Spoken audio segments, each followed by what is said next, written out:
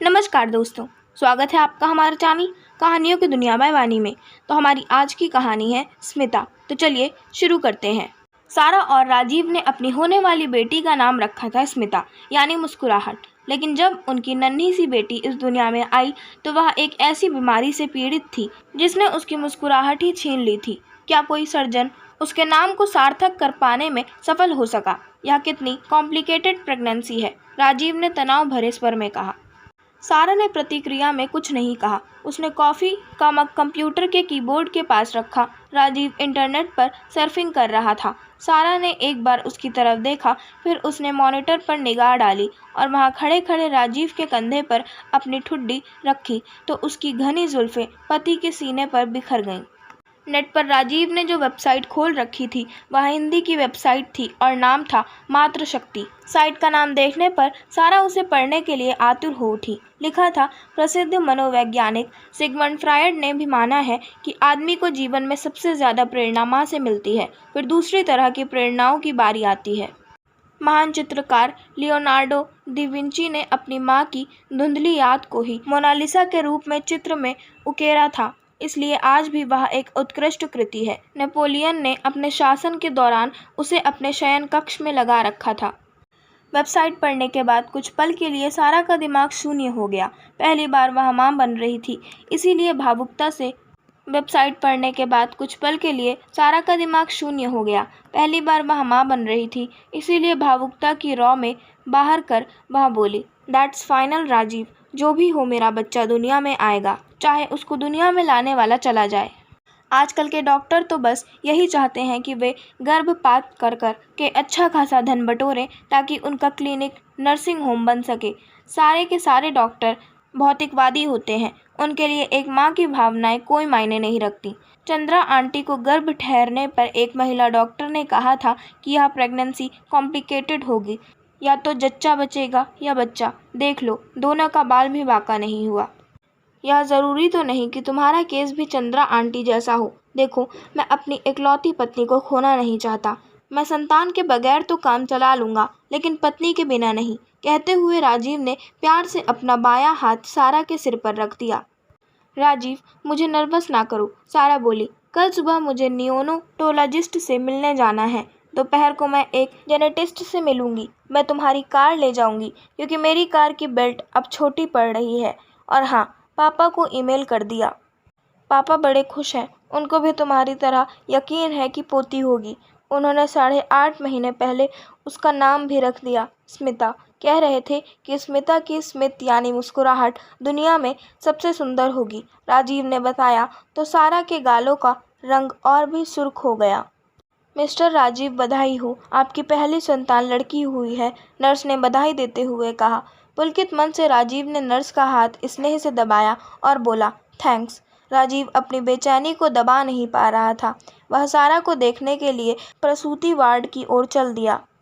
सारा आंखें मूंदी हुई लेटी हुई थी। किसी के आने की आहट से सारा ने आंखें खोल दी, फिर अपनी नवजात बेटी की तरफ देखा और मुस्कुरा दी। मुझे पता नहीं था कि बेटियां इतनी सुंदर और प्यारी होती हैं। यह कहते हुए राजीव ने बेटी को हाथों में लेने का जतन किया।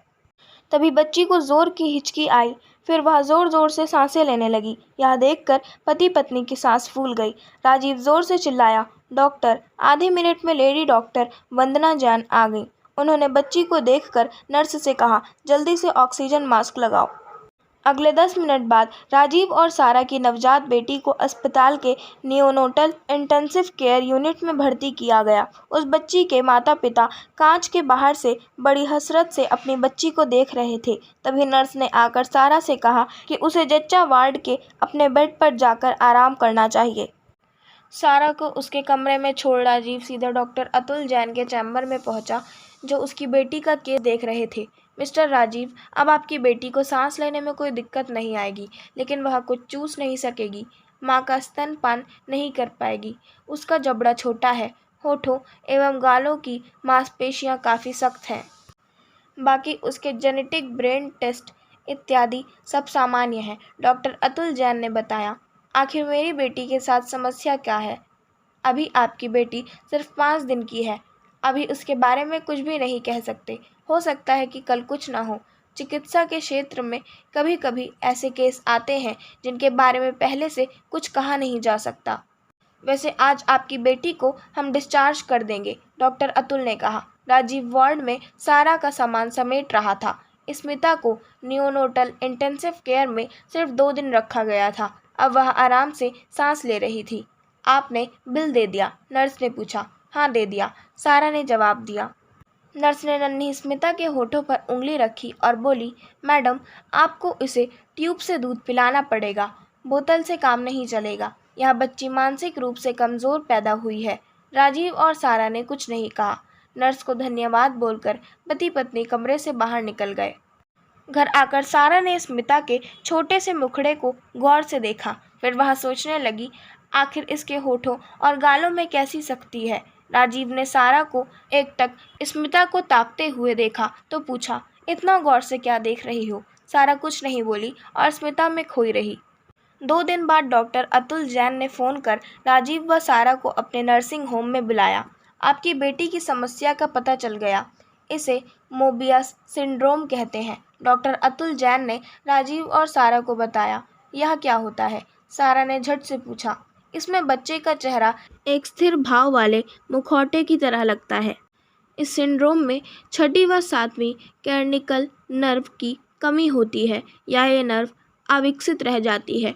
6ठी क्रैनिकल नर्व जहां आँखों की गति को नियंत्रित करती है, वहीं 7वीं नर्व चेहरे के भावों को सक्रिय करती है। अतुल जैन ने विस्तार से स्मिता के सिंड्रोम के बारे में जानकारी दी।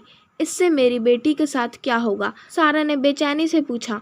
आपकी स्मिता कभी मुस्कुरा नहीं सकेगी। क्या दोनों के मुंह से एक साथ निकला? हैरत से राजीव और सारा के मुंह खुले के खुले रह गए। किसी की तरह हिम्मत बटोर कर सारा ने कहा, क्या एक लड़की बगैर मुस्कुराए जिंदा रह सकती है? डॉक्टर जैन ने कोई जवाब नहीं दिया। राजीव भी निरुत्तर हो गया। वह सारा की गोद में लेटी स्मिता के नन्हे से होठों को अपनी उंगलियों से छूने लगा। उसकी बाईं आंख से एक बूंद आंसू का निकला। इससे पहले कि सारा उसकी बेबसी को देखती, राजीव ने आंसू आधे में ही पोंछ लिया। 16 माह की स्मिता सिर्फ 2 शब्द बोलती थी। वह पापा को काका और मम्मी को बबी उच्चारित करती थी। उसने पा का विकल्प का कर दिया था और माँ का विकल्प बा को बना दिया था।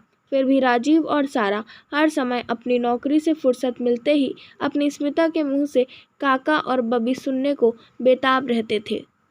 6 साल की स्मिता अब स्कूल में पढ़ रही थी, लेकिन कक्षा में वह पीछे बैठती थी और हर समय सिर झुकाए रहती थी। उसकी पलकों में हर समय आंसू भरे रहते थे। एक छोटी सी बच्ची जो मन से मुस्कुराना चाहती थी, लेकिन उसके होठ शक्ल नहीं ले पाते थे। उस पर सितम यह कि उसके सहपाठी दबे मुंह उसे अंग्रेजी में स्माइललेस गर्ल कहते थे।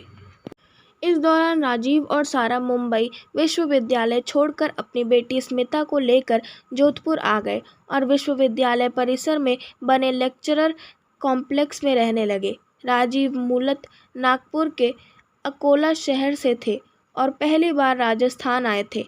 स्मिता का दाखिला विश्वविद्यालय के करीब ही एक स्कूल में करा दिया गया। वह मानसिक रूप से एक औसत छात्रा थी। उस दिन बड़ी तीज थी। विश्वविद्यालय परिसर में तीज का उत्साह नगर आया। परिसर के लंबे चौड़े लान में एक झूला लगाया गया। परिसर में रहने वालों की छोटी बड़ी सभी लड़कियां सावन के गीत गाते हुए एक दूसरे को झुलाने लगी। स्मिता भी अपने पड़ोस की ही हम उम्र लड़कियों के साथ झूला झूलने पहुंची, लेकिन आधे घंटे बाद वह रोती हुई सारा के पास पहुंची। क्या हुआ? सारा ने पूछा। मम्मी, पूजा कहती है कि मैं बदसूरत हूँ क्योंकि मैं मुस्कुरा नहीं सकती, स्मिता ने रोते हुए बताया। किसने कहा? मेरी बेटी की मुस्कान दुनिया में सबसे खूबसूरत होगी। कब? पहले तू रोना बंद कर, फिर बताऊंगी। मम्मी, पूजा ने मेरे साथ चीटिंग भी की। पहले झूलने की उसकी बारी थी, मैंने उसे 20 मिनट झुलाया। जब मेरी बारी आई तो पूजा ने मना कर दिया और ऊपर से कहने लगी कि तू बदसूरत है, इसलिए मैं तुझे झुला नहीं सकूंगी। स्मिता ने एक ही सांस में कह दिया और बड़ी हसरत से मम्मी की ओर देखने लगी। बेटी के भावहीन चेहरे को देखकर सारा को समझ में नहीं आया कि वह हंसे या रोए। उसके मन में अचानक सवाल जागा कि क्या मेरी स्मिता का चेहरा हंसी की भाषा कभी नहीं बोल पाएगा। नहीं, ऐसा नहीं होगा। एक दिन ज़रूर आएगा और वह दिन जल्दी ही आएगा, क्योंकि एक पिता ऐसा चाहता है, एक माँ ऐसा चाहती है और एक भाई भी ऐसा ही चाहता है।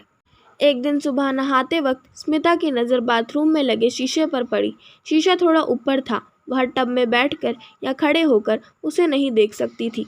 सारा जब उसे नहलाती थी तब पूरी कोशिश करती थी कि स्मिता आईना ना देखे, लेकिन आज सारा जैसे ही बेटी को नहलाने बैठी तो फ़ोन आ गया। स्मिता को टब के पास छोड़कर सारा फ़ोन अटेंड करने चली गई। स्मिता के मन में एक विचार आया। वह टब पर धीरे से चढ़ी। अब वह शीशे में साफ देख सकती थी, लेकिन अपना सपाट और भावहीन चेहरा शीशे में देखकर स्मिता भय से चिल्ला उठी, मम्मी! सारा बेटी की चीख सुनकर दौड़ी आई। बाथरूम में आकर उसने देखा तो शीशा टूटा हुआ था। स्मिता टब में सहमी बैठी हुई थी। उसने गुस्से में नहाने का शावर को आईने पर दे मारा था। मम्मी, मैं मुस्कुराना चाहती हूँ, नहीं तो मैं मर जाऊंगी। सारा को देखते ही स्मिता उससे लिपट कर रोने लगी। सारा भी अपने आंसू नहीं रोक पाई। मेरी बेटी बहुत बहादुर है, वह एक दिन क्या थोड़े दिनों में मुस्कुराएगी। सारा ने उसे चुप कराने के लिए दिलासा दी। स्मिता चुप हो गई, फिर बोली, मम्मी, मैं आपकी तरह मुस्कुराना चाहती हूँ, क्योंकि आपकी मुस्कुराहट से खूबसूरत दुनिया में किसी की मुस्कुराहट नहीं है। राजीव शिमला से वापस आए तो सारा ने पूछा, हमारी बचत कितनी होगी राजीव? क्या तुम प्लास्टिक सर्जरी के बारे में सोच रही हो? राजीव ने बात को भांप कर कहा, हाँ, चिंता मत करो, कल हम स्मिता को सर्जन के पास ले जाएंगे। राजीव ने कहा, सिस्टर, तुमने देखा, मेरी मुस्कुराहट मम्मी जैसी होगी, जो मेरे लिए दुनिया में सबसे खूबसूरत मुस्कुराहट है। एनेस्थीसिया देने वाली नर्स से ऑपरेशन से पहले स्मिता ने कहा। स्मिता का ऑपरेशन शुरू हो गया। सारा की सांसें अटक गईं। उसने डरते हुए राजीव से पूछा, सुनो, उसे ऑपरेशन के बाद होश आ जाएगा ना? कभी कभी मरीज कोमा में चला जाता है। चिंता मत करो, सब ठीक होगा। राजीव ने मुस्कुराते हुए जवाब दिया, ताकि सारा का मन हल्का हो जाए। डॉक्टर अतुल जैन ने स्मिता की जांचों की 5वीं नर्व की शाखा से त्वचा ली, क्योंकि वही त्वचा प्रत्यारोपण के बाद सक्रिय रहती है। इससे ही काटने और चबाने की क्रिया संभव होती है। राजीव और सारा का बेटी के प्रति प्यार रंग लाया। ऑपरेशन के 1 घंटे बाद स्मिता को होश आ गया, लेकिन अभी 1 हफ्ते तक वे अपनी बेटी का चेहरा नहीं देख सकते थे। काफ़ी दिनों तक राजीव पढ़ाने नहीं जा पाया था। आज सुबह 10 बजे वह पूरे 2 महीने बाद लाइफ साइंस के अपने विभाग गया था। आज ही सुबह 11 बजे स्मिता को अस्पताल से छुट्टी मिली। रास्ते में उसने सारा से कहा, मम्मी, मुझे कुछ अच्छा सा महसूस हो रहा है। यह सुनकर सारा ने स्मिता के चेहरे को गौर से देखा तो उसके आश्चर्य का ठिकाना नहीं रहा।